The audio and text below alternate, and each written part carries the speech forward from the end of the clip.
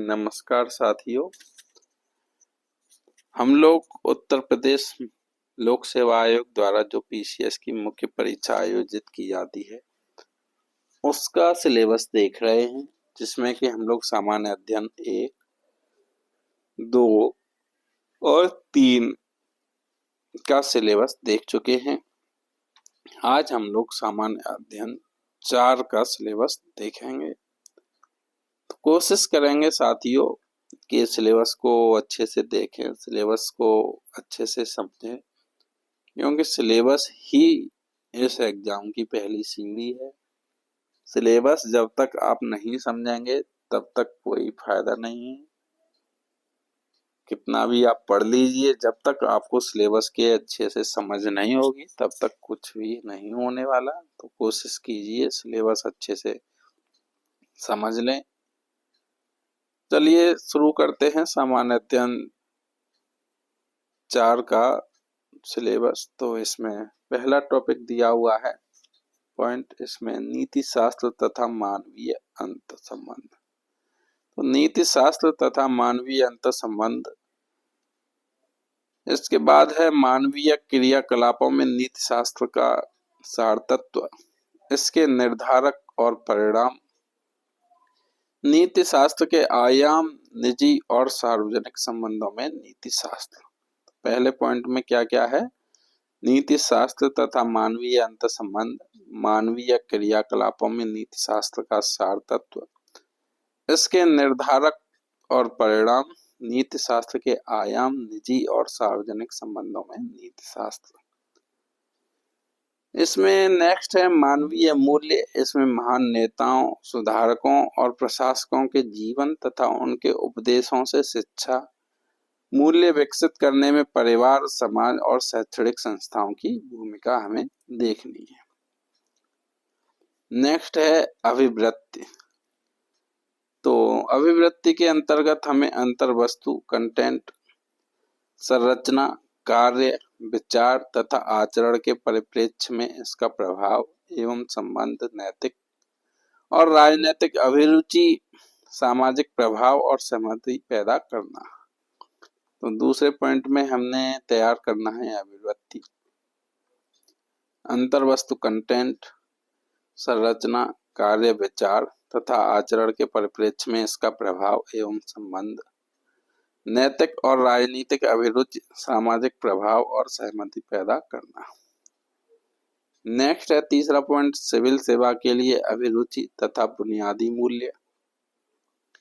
सत्यनिष्ठा, निष्पक्षता तथा गैर तरफदारी, वस्तुनिष्ठता, सार्वजनिक सेवा के प्रति समर्पण भाव, कमजोर वर्गों के प्रति सहानुभूति, सहिष्णुता तथा करुणा। नेक्स्ट है चौथा पॉइंट, इसमें हमें देखना है संवेगात्मक बुद्धि।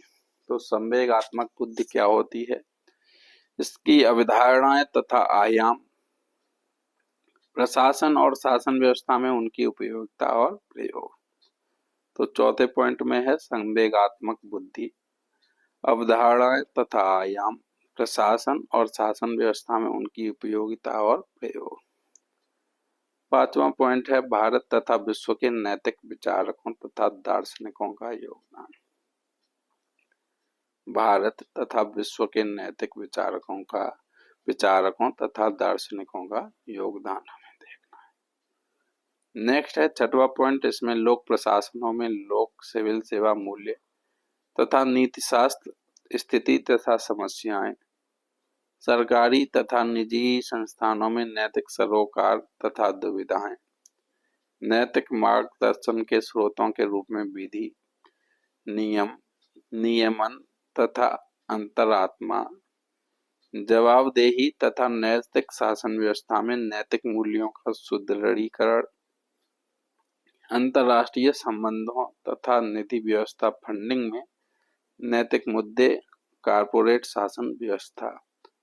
तो छठवें पॉइंट में हम लोगों को क्या क्या तैयार करना है, लोक प्रशासनों में लोक सिविल सेवा मूल्य तथा नीति शास्त्र, इनकी स्थिति तथा समस्याएं हमें देखनी है। सरकारी तथा निजी संस्थानों में नैतिक सरोकार तथा दुविधाएं हमें देखना है। नैतिक मार्गदर्शन के स्रोतों के रूप में विधि हमें देखनी है, नियम, नियमन तथा अंतरात्मा, जवाबदेही तथा नैतिक शासन व्यवस्था में नैतिक मूल्यों का सुदृढ़ीकरण हमें देखना है। इसके बाद अंतर्राष्ट्रीय संबंधों तथा निधि व्यवस्था, फंडिंग में नैतिक मुद्दे, कारपोरेट शासन व्यवस्था हमें तैयार करना है।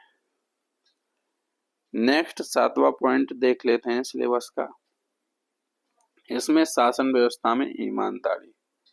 तो शासन व्यवस्था में ईमानदारी में लोक सेवा की अवधारणा हमें तैयार करनी है।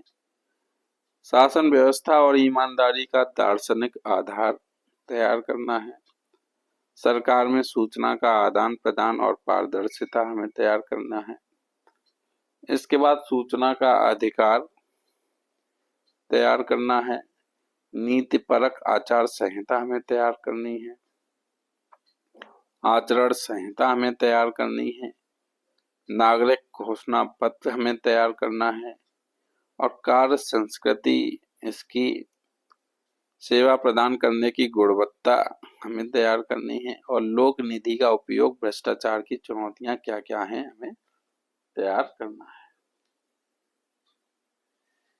नेक्स्ट 8वां जो है उसमें उपयुक्त विषयों पर मामला संबंधी अध्ययन, केस स्टडी। आपको केस स्टडी दी जाएंगी, एक प्रकरण दिया जाएगा, उससे संबंधित आपके विचार पूछे जाएंगे। तो साथियों, ये था सामान्य अध्ययन 4 का सिलेबस। इसको अच्छे से देखिए, कोशिश कीजिए कि सिलेबस को बार बार देखें, अच्छे से तैयार करें, क्योंकि सिलेबस ही है जो आपकी नैया पार लगाने वाला है इस एग्जाम में। सिलेबस एक बार अगर अच्छे से समझ गए और आपने वही पढ़ा जो एग्जाम की डिमांड है, तो आपको इस एग्जाम को पास करने में कोई नहीं रोक सकता। साथियों, कोशिश करिए अच्छे से चीज़ों को समझें, सिलेबस को बार बार देखें, सुबह उठने के बाद और रात को सोने से पहले सिलेबस पे एक सरसरी नज़र जरूर मारें। इस सिलेबस को किसी डायरी या अपनी कॉपी पर जहां भी आप चाहें लिख लें और कोशिश करें हाथों से पॉइंट वाइज सिलेबस को लिखें और इसको डेली 10-15 मिनट देखें। फिर आपको ये सिलेबस अच्छे से याद हो जाएगा। कुछ दिन बाद इस सिलेबस को देखने की जरूरत ही नहीं पड़ेगी और आप वही पढ़ेंगे जो इस एग्जाम की डिमांड है। धन्यवाद।